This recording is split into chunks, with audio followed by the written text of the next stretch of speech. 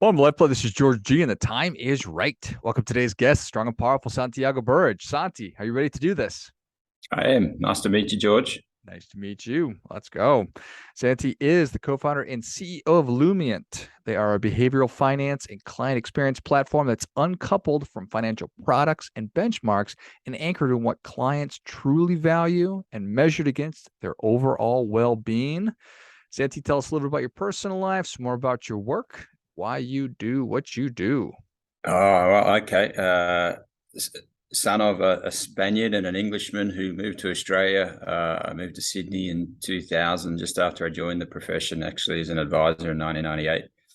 I fell in love, never left. Three daughters, surf lifesaver, serial disruptor and entrepreneur, and love, swimming, surfing,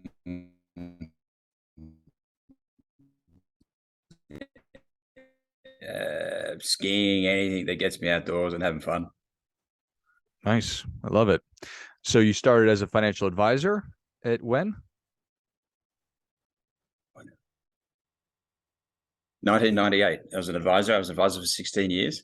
I started a business in 2010, which is kind of the where I started thinking about this business, really, which was this idea that it was kind of wrong that advisors knew what we were selling clients when they walked in the door. We had our best product in our pocket. And that business I started in 2010 was a simple idea, one that's still quite novel, that we should start with the client, not the product, and understand what's important to them and design a solution around their needs, not ours.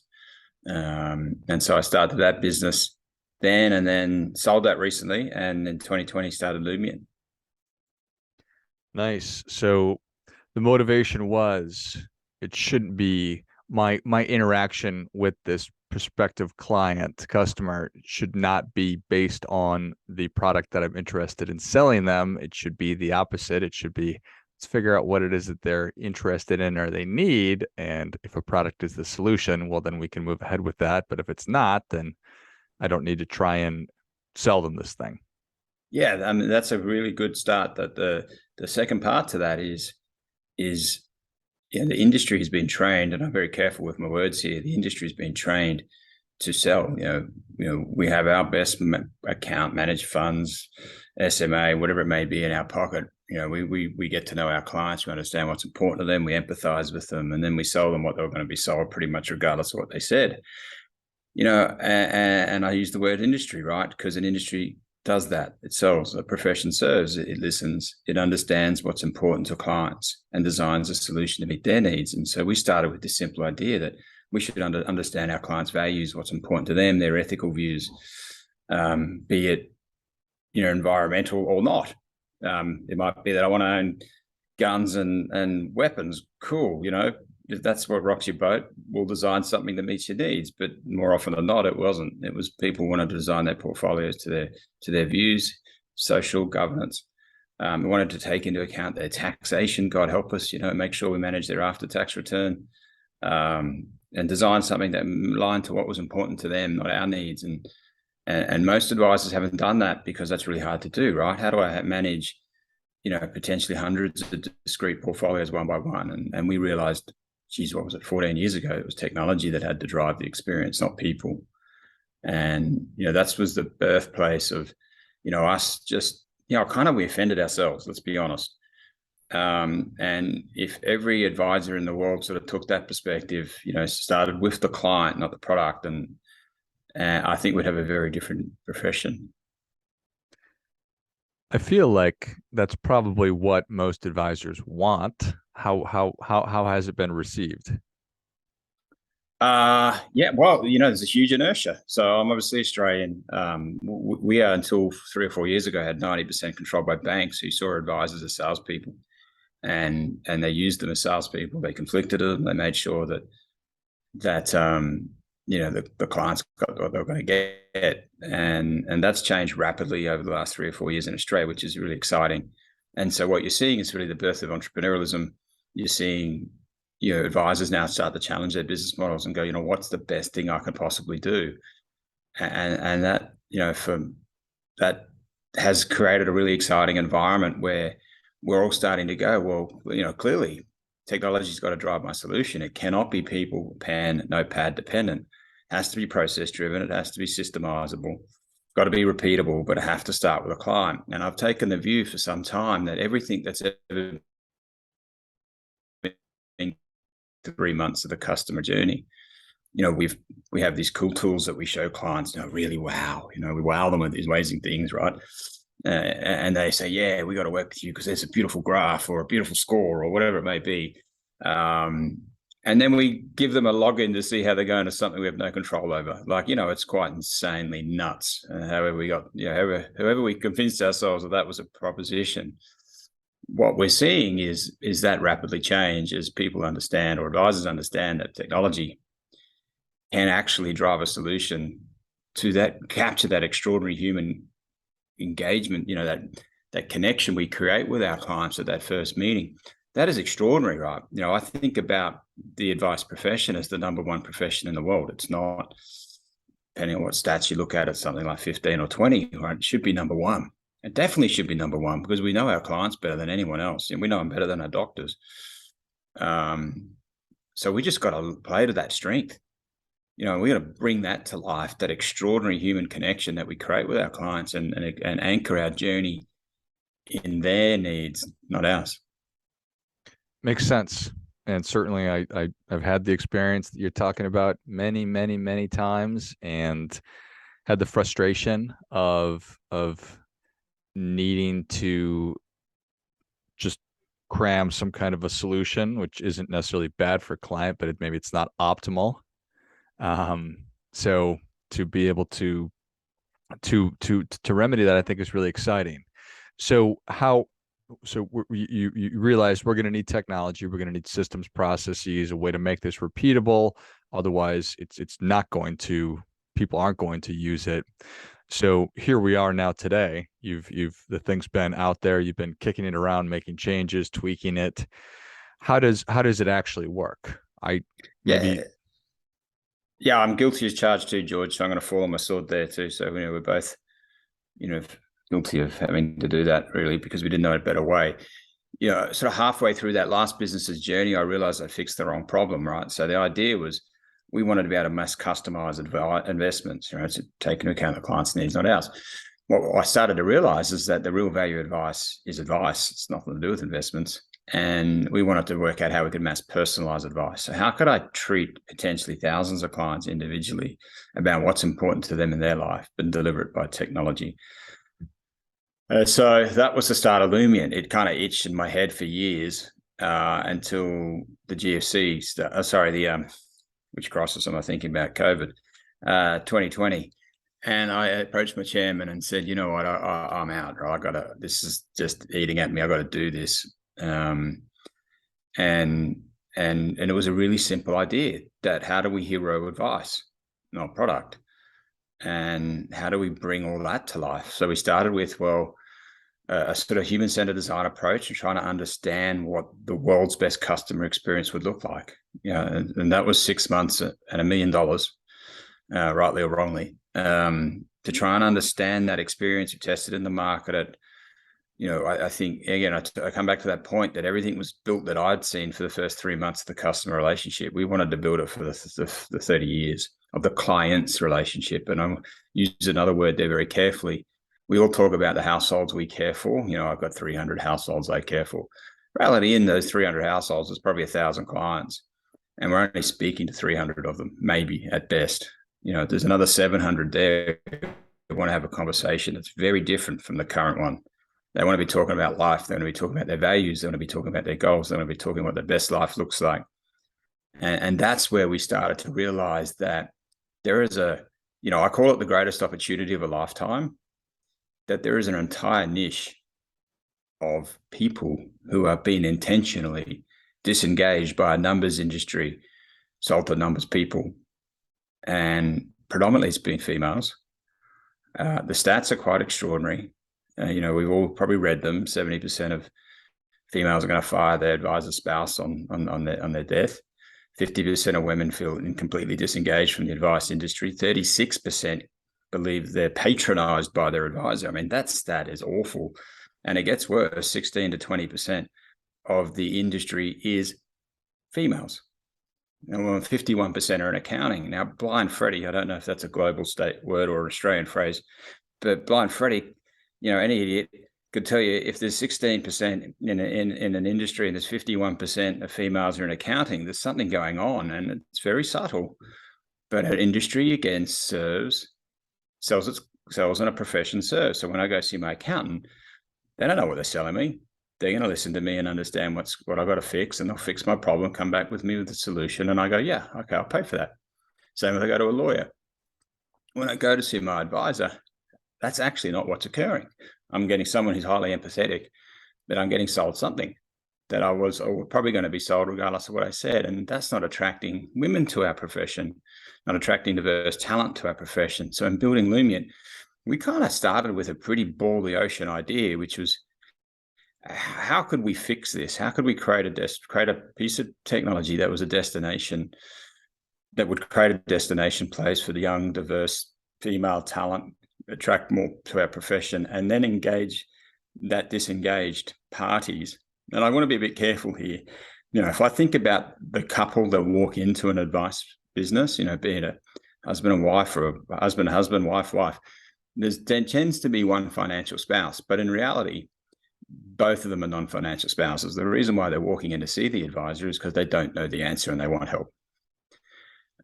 So I look at it and go, probably 80 to 90% of people who walk into advisor's office want to be having a conversation with their advisor about life, not money. And the thing that we uncovered is that, and this is, deep in psychology these days, is that people want to live their life closer. If we can help people live their life closer to their values, they're going to be happier. I mean, I could argue that this should be taught in school. Don't start a career that's not aligned to your values, because you just won't be happy. And so we started with a deep DNA process about trying to identify people's values, bring that to life. Values obviously aligned to goals, bring that to life. And then hero all those extraordinary things that an advisor does: the strategies, the tasks, the achievement of goals, the helping them live the life that they dreamt of. How do we hero that in a piece of technology? That was the challenge for us, and that's what we built. Nice. Well, all that makes a lot of sense, and it's ambitious and important, and like I said, it makes sense. Why wouldn't people want to better align all of their money, the work they do, the way that they invest, the conversations they have around their values, and the closer you can get to that. And if you've got 300 households and 300 people are the people talking to you, but there's the other 700 who are not engaged, and it's not because they don't want to be, it's maybe they just feel like they don't have access. That leads to a bunch of problems. But that there's parents who never talk to their kids about money, and we know that that's true. And the more we can engage other people, the more empowered they're going to be, and probably more financially successful. So the process, it's guiding the client interaction from the first time that the advisor sits down with them and says, here's sort of the data, the conversations we need to have, and then that's taken and input, and it helps me to then design different solutions.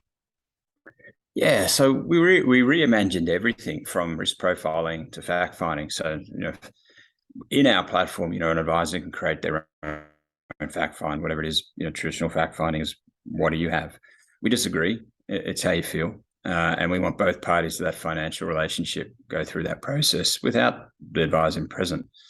And so one of the things that we were excited to see if we could achieve, because we know how most advisors work, they send out stuff one by one, or they do a PDF attachment, or they send a link and then they get it back in their office, and then they're having to put it into their whatever system they use. How could we create a system where everything was launched from ours, completed by the client in it, and populated it automatically? And so essentially we've got the entire customer experience and journey in one place.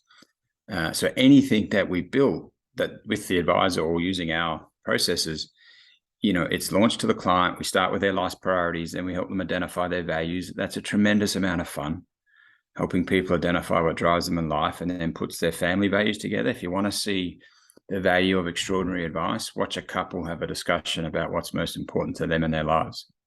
And listen, and here's the thing, I've had so many advisors say, I don't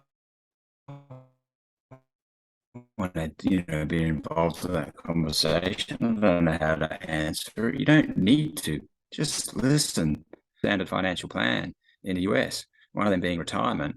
And we're getting sort of 10 to 15 goals per session. So there's 10 to 15 goals we're now working on for that client. And then we're helping them link their strategies and the key advice areas we're working on in the platform. So really, if I really, help your audience understand it, there's a simple idea. How could we hero the advice that you give in one place and anchor your customer experience in something you can control, which is helping your clients lead the lives that they dreamt of, not the products they didn't. The book is not going to be written about the advisor who's picked the winning fund. It ain't. And if it is, it's fictional. I'm going to use it for bedtime reading. The book will be written, and it should be written, about this extraordinary profession who has changed the lives of tens of millions of people and helped them live better lives, have better family relationships, better relationships with their children, and even helped in the transition of wealth. So, one of the things we built on the platform was a really simple idea again. But, we hero the estate plan in the platform. So what happens in the legal profession when someone passes away? We have a dispute. Because I'm trying to work out George's intent by the written word. Well, George can now record his intent of voice in the platform. So I can actually sit there and go, kids, you're listening to this because I'm no longer here. I loved you. I had a great life with you. I've structured everything. George, my advisor, is going to make sure we do everything right. We've set it up to make sure that you're everything that we've set you up is going to protect the assets we've built for you and make sure we after tax maximize it. I hope you have a beautiful life. Love you. Enjoy life. It's short. Have a great time. Now I get emotional saying that because I'm thinking of my kids listening to it. That's the power of advice, right? Let's hero all that extraordinary stuff. The product, no, it's nothing. Yeah, I love it. How long does it take to, and I don't want to call it homework, but it's independent work that client needs to engage in. And from my perspective, I'm not interested as an advisor in working with somebody who's not willing to take the time to go through that. And it's so incredibly time saving because, to your point, in the time that human beings, a husband and a wife or whatever, can get together, and carve out that time, it's very, very precious. So to maximize it, the more work we can independently do, the better, because then we can have actual substantive conversations about actually making these things happen. Do you have a sense of how long it does take on the front end to get this work done? Yeah, great question, George. Look, firstly, most advisors are already doing all this stuff. All right, they do it in their own special sauce, and I want to make one of the key points about building Lumiant was this idea that I'd met tens and tens of, well, actually that's probably an exaggeration. I've met thousands of advisors right through my career, and they're all really great, and I have the greatest respect for them. But it's them, it's people dependent, it's their skill that they've learned over 30 years that they can deliver, and no one can do it as good as them. So one of the key parts was drop your ego at the door. You're good, but you're not that good. We've created a system that's repeatable, and now anyone in your office can do it, right? So it could be the customer service person who's delivering it, because remember, we're not talking about advice here. We're just talking about helping people live the lives that they dreamt of. There's no product. That leads me to your question, which is, how could we streamline it? So how could we make it client-driven or advisor-driven? So there's some advisors who will never let the client do this, and that it's too engaging for them, and they love being there for the emotional conversation and would never miss it, right? I'd be one of them, right? I'd probably be crying with the clients. There's other advisors who this sucks, this is hard work. I want to do it because the client's going to love the experience, but I'm not that great at it. So send it out to the client. So the system's been really set up so you can do it with the client, or the client can do it independently of you. And we've tried to gamify the whole system, really, so the clients aren't spending too much time. And one of the simple things we did, which is, we built the whole tech stack on AWS, which obviously has Amazon's Alexa there. So we have Amazon's transcribe technology built into the entire tech stack. So the client doesn't need to actually type a thing. All they need to do is record their voice, and it brings it through to text. So incredible time saving, world-class compliance, because the client said, and you've got their voice, right? It's pretty hard. ask an open question. You're going to get the right answer. Tick. You're never being challenged because you've got the client's voice saved. So, if I do it hand-to-hand combat, there's a good hour and a half, 2-hour session. As I said, most advisors probably doing it anyway in their own way. If I use the tech as you wish, the client's doing the whole thing for you. Love it. Fascinating. I appreciate the work and time that it's taken to create this. So exciting. Santi, thank you so much for coming on. Where can people learn more about it? Where can they engage with Lumiant? Give us everything. www.lumiant, lumiant.io. We got the 6 team in the US now, still 14 in Sydney, growing rapidly. We're in New Zealand, conversations elsewhere in the world. Exciting times. We've got a whole team, so just reach out on the website and someone will take you through what we've done. Excellent. Well, if you enjoyed as much as I did, show Santi your appreciation and share today's show with a friend who also appreciates good ideas. Go to lumiant.io. It's lumiant.io. Check out everything that he has been working on and find out if it's a good fit for what you are trying to accomplish as well. Thanks again, Santi. Pleasure, mate. And until next time, remember, do your part by doing your best.